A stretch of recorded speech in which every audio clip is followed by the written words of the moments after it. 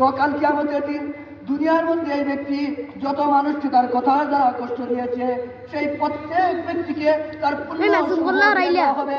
এমনকি এক দিতে তার সমস্ত পূর্ণ শেষ হয়ে যাবে। আবার কি হয়ে যাবে দেখেন, যদি পূর্ণ দিতে এখনো যদি পাওনাদার বাকি হয়ে যায়, অর্থাৎ দুনিয়ার মধ্যে সে অনেক মানুষকে কষ্ট দিয়েছে, এখনো এমন অনেক মানুষ হয়ে গেছে, তাহলে তার পূর্ণ এবার শেষ হয়ে গেছে। এখন কি করা হবে? এখন করা হবে ওই সমস্ত মানুষের চাপিয়ে দেওয়া হবে। এর জন্য ভাই বন্ধুগণ আমার, জবানটা খুবই দামি জিনিস, জবানটা খুবই মূল্যবান জিনিস। জবানটাকে সঠিক জায়গায় ব্যবহার করতে হবে। জবানটাকে সঠিক জায়গায় যদি ব্যবহার করতে পারেন, তাহলে দুনিয়ার মধ্যে থেকে আখিরাত আপনি অর্জন করতে পারবেন।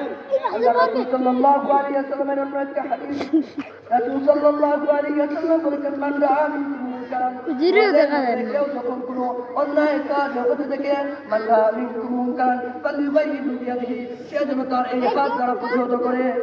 অন্যায় কোনো কাজ সমাজের মধ্যে কোনো বান্দা হতে দেখে, তাহলে সে যেন তার হাত দ্বারা প্রতিহত করে।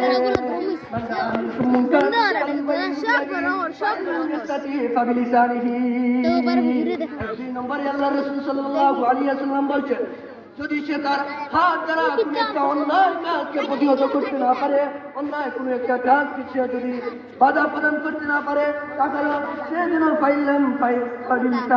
সে যেন তার জবান দ্বারা সে যেন তার